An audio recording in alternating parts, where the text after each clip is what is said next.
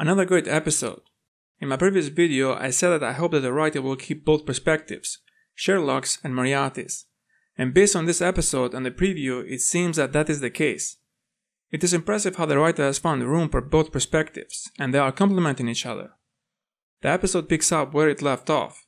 Sherlock is still handcuffed and investigating the crime scene.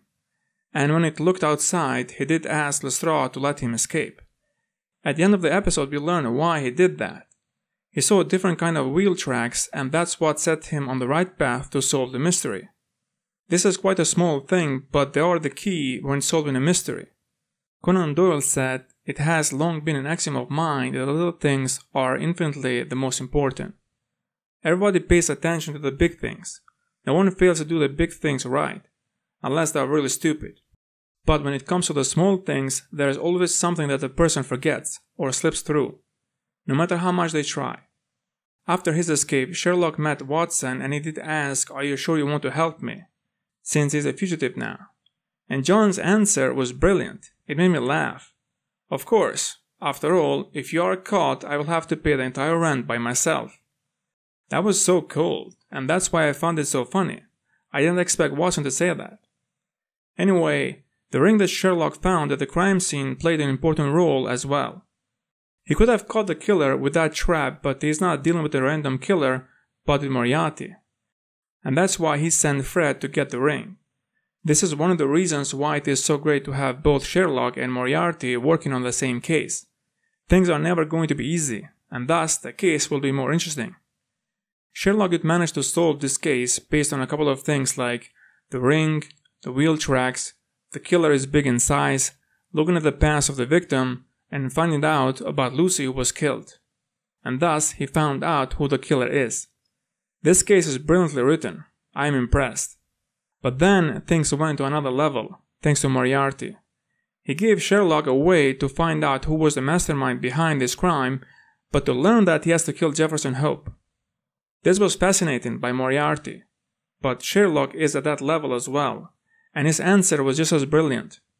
Mysteries are not mysteries unless you solve them yourself. So Moriarty was testing Sherlock to see what kind of person he is. Fred did talk about this, but as usual the translation is horrible and you need to rely on the story to make sense of what is going on. Because to take that sentence as it is, makes no sense. Fred said he is not like us. He will not stop at nothing to get what he wants.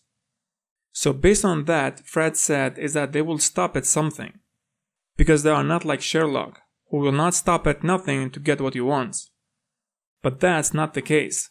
What Fred meant was, he, Sherlock, is not like us, who have no restrictions whatsoever, even when it comes to killing. But Sherlock has restrictions, and that's why he did not kill Jefferson Hope, even though he could have caught two killers. But even with those restrictions, Sherlock will not stop until he will reach his goal, in his way of course. And that's where they are the same, because just like Sherlock, they also are dedicated to their cause and achieving their goals. Even though not in the same manner, but they both will reach the end of the line. And that's why Fred said to Moriarty, which means he is worthy, right? And then Moriarty starts talking, and what he said is very interesting. So their plan is to plunge society into darkness, because they think that is the only way how they can get rid of the bad people. After they have done that, Moriarty wants Sherlock to be the one who will lead society back to the light, back to normal. The best example of what Moriarty is saying is in this episode.